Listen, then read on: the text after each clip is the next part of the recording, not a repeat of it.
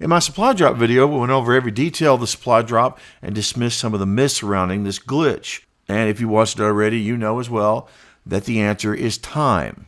And unfortunately, other than that information, Sledgehammer and Activision are being very tight-lipped about how this supply drop loot system pays out. And it seems like sometimes people will get paid out after 30 minutes of gameplay, 45 minutes, 25 minutes. I've been getting a lot of feedback from you all and different answers.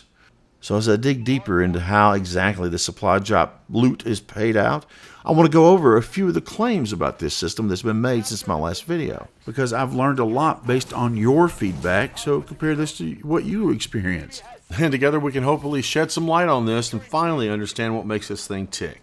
To start off with, I want to say that nobody knows 100% for sure how or why the supply drops are triggered, except for Sledgehammer and Activision. They have mentioned, however, that it's based on time you play the game and things like multiplayer challenges, unlocking zombie tiers, and whatnot. One YouTuber has claimed if you want elite weapons, you need to prestige as fast as possible.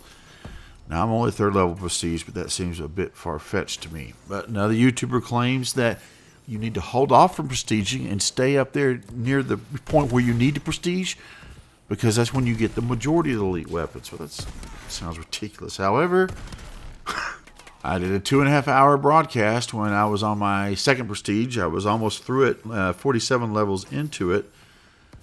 And during that broadcast, I got a supply drop 37 minutes into it. It had an elite. I got a supply drop an hour and 15 minutes into it. It got an elite. I got another supply drop an hour and 51 minutes. It had an elite.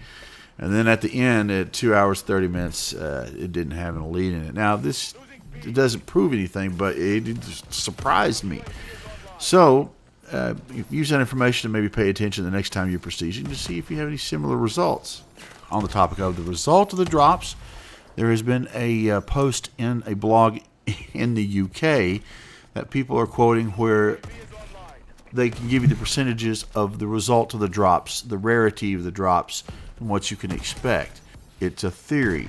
I'm going to share it with you, but then I'll tell you my feelings about it afterwards. First, they list the value of the items in the supply drops, the odds of what the rarity of each item will be. They claim that 55% will be enlisted, 30% will be professional, and only 15% will be elite. And like I said, no one really knows the exact code the payout's determined. This theory is based on sampling care packages.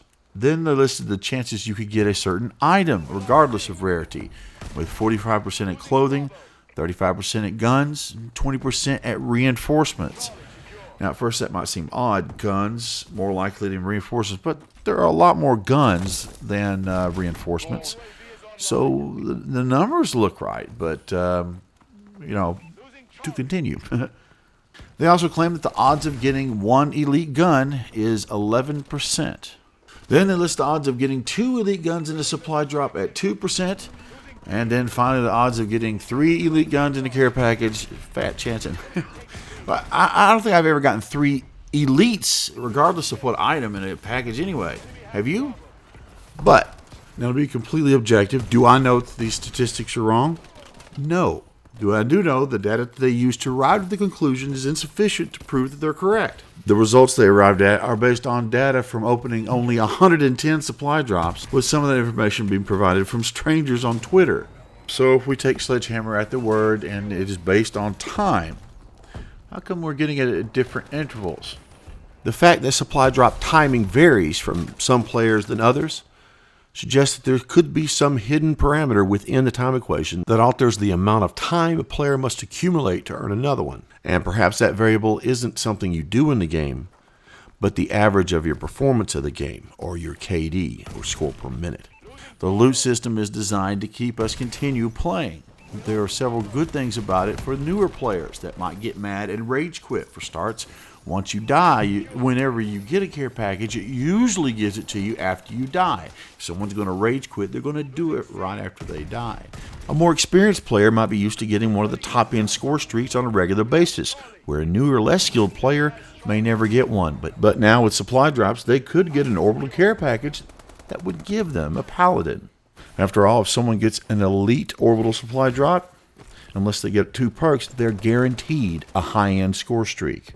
If the loot system was based on XP or skill, then the more experienced players would earn the supply drops faster, meaning they'd get the elite weapons quicker. However, if the amount of time is reduced for less skilled players, that means they get more supply drops and have better chances of getting more elite weapons to help compete with the better skilled players.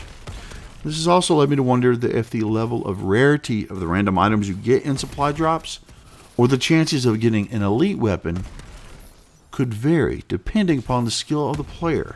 This is just a hypothesis. Hypothesis. It may or may not be true, but there is some factor that seems to be altering these things. What steered me towards this line of thought was the fact that one of my friends was complaining he's never getting hardly any elite weapons. He's getting elite clothing, elite reinforcements, but never weapons. And he was the same prestige as I was. And I was like, what the heck? I've got like 14. I don't know why it occurred to me, but his KD is 1.9 something. And mine is only 0.6.